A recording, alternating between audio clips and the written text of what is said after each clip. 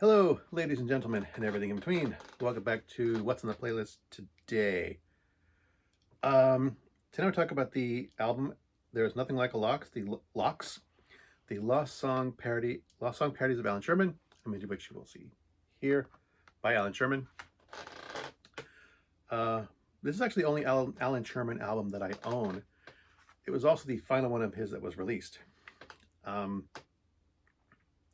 so, Bill backstory to Alan Sherman. He was a Jewish writer. He wrote for television. He wrote song parodies. Occasionally acted. He wrote. He wrote like a. I can't remember. He wrote a script. I can't remember if it was for a play or anything, but it was like a Jewish take on the King Midas story, like a modern Jewish take on the King Midas story. And although some people were interested, it never materialized anything. He did at one point write and host his own game show in the late 1950s. Alan Sherman was reportedly very difficult to work with, very good to work for, very hard to work with. He apparently did not like people arguing with him or telling him his ideas were wrong. So he got kicked off his own game show. He liked playing pranks. There was a show with a famous celebrity. I can't remember who it was offhand. I think it was James Coburn. But the script didn't have a finished script for the show. And in these days, television shows were performed live. They weren't recorded necessarily. They were performed live. They might have been recorded, but it was mostly live television. So didn't have a finished script, and he pulled a prank on James Coburn, which did not go over well. And James Coburn spent the last 7 minutes of the show filling in his own dialogue by yelling at Alan Sherman. and Alan Sherman was subsequently kicked off his own show. He had a brief stint as an actor in a Western, as a guy who went off to war and came back with tales of heroism of all the great accomplishments he had done. And they made him a town sheriff. In reality, he was just a cook, and he has no idea what he's doing as a lawman. Eventually, though, he would write songs and perform them for friends at parties and stuff. It was just a side thing that he did for fun, and they became popular enough that people would say, "You should do this. You should put an album." And Warner Brothers signed him. And a lot of the themes, like he put out albums like my Son the Folk Singer, my Son Confused Me, things like that. He would write song parodies of popular songs.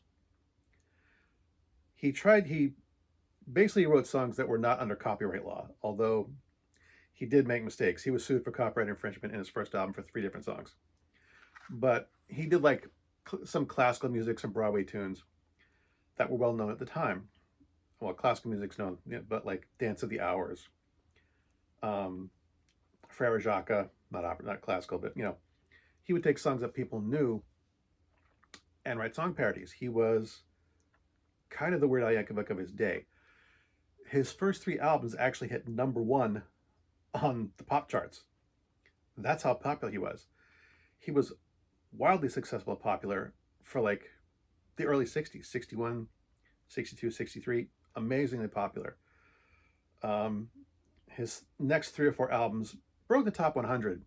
I think one hit 25, one hit like in the 30s, one in the 50s. His final one of the 60s, I think it broke 88 on the top 100.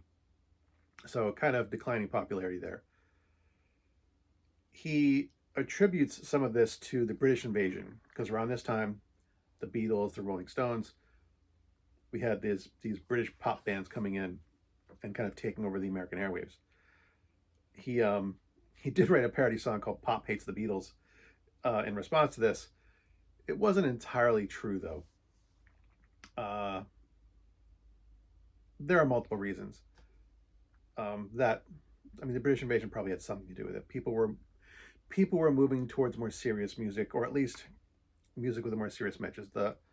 the hippie generation did write some songs that were not serious or had, less than serious, but he was amazingly popular during his time. He's better known for songs like um, Hello Mata Hello Fada, which is to Dance of the Hours, which is non-copyright infringement. That's like his best known song. I was introduced to Allan Sherman on the Documento show. He in his downfall, his popularity downfall also impacted his finances. He wound up living on welfare at the end of his life.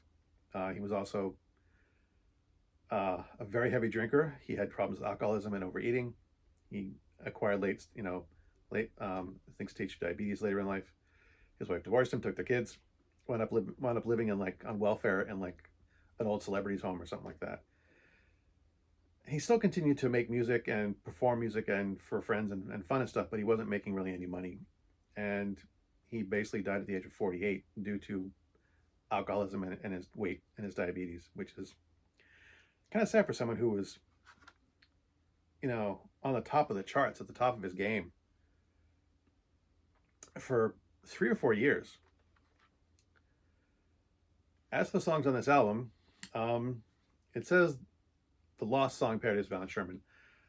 I did kind of go through his music collection. I couldn't find any of these songs on any of his other albums that I could find. I didn't do like a religious deep dive of this. I wasn't, going through it with a fine tooth comb. However, I have heard the last song on this album is called 76 Soul Cohens, a Jewish parody of 76 Trombones. But the rest of them I never heard before. Chopped Liver, a parody of Moon River. Olawut, parody of Camelot.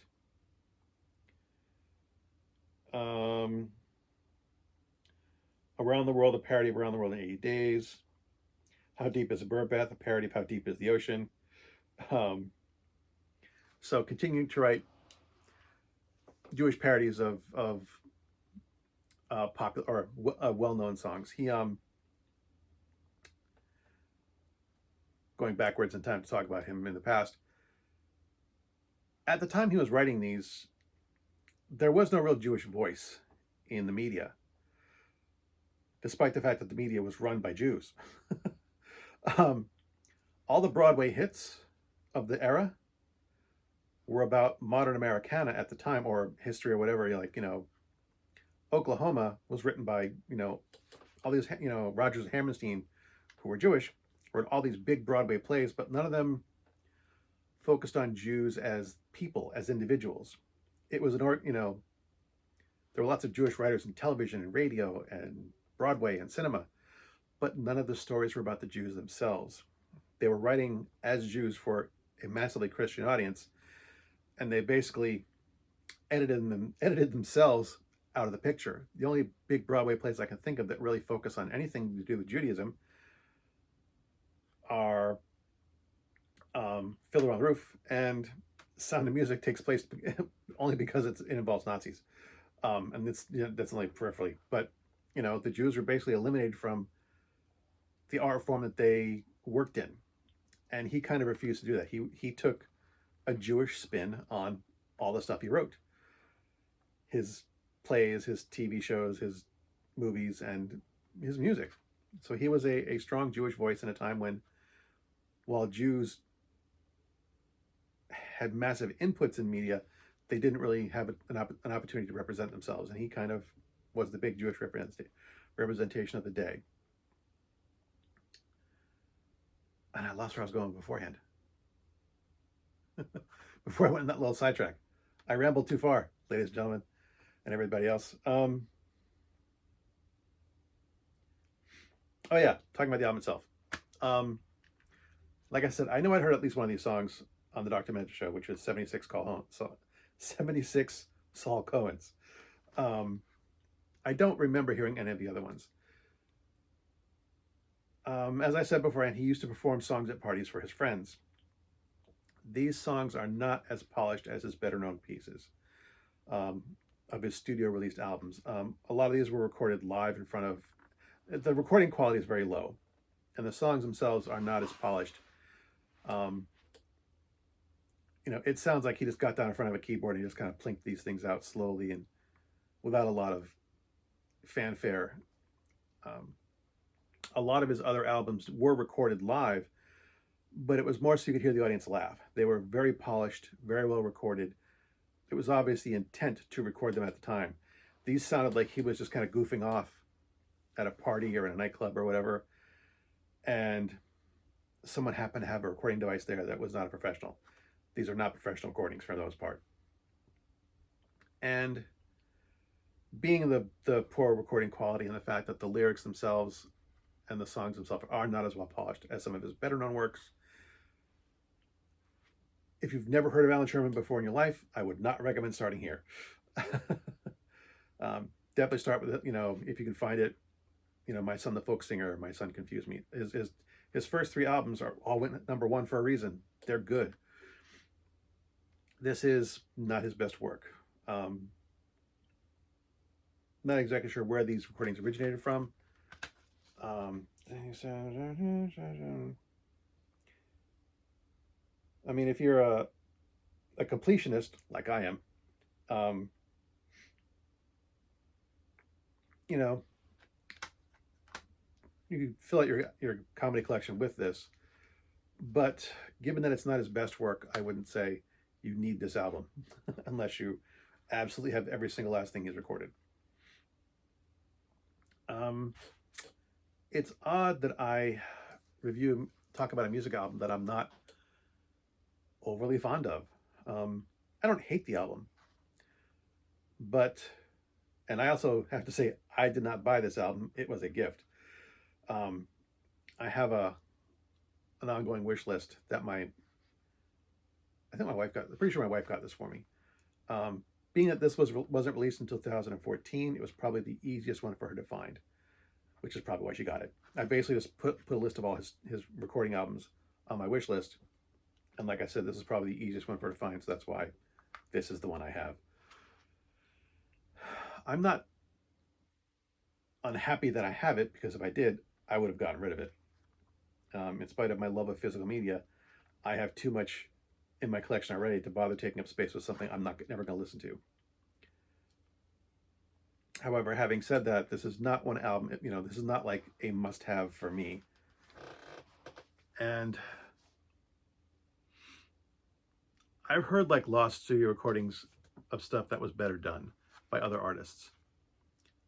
Not necessarily their best work, but yeah, I hate to say it, but it's not his best work. And if you've never heard of Allan Sherman, if you're one of the younger audience that's watching this, he had a big influence on Weird Al Yankovic and other comedy recorders that came after him. He's been mentioned on The Simpsons at least 4 or 5 times. Apparently, Matt Groening, who created The Simpsons, knows who he is, and some of the writers on the show know who he is. So he was very, very influential in his time and in his heyday. So that's about all there is to that. As always, thanks for watching. As always, my stuff is crap. And until next time, good hunting.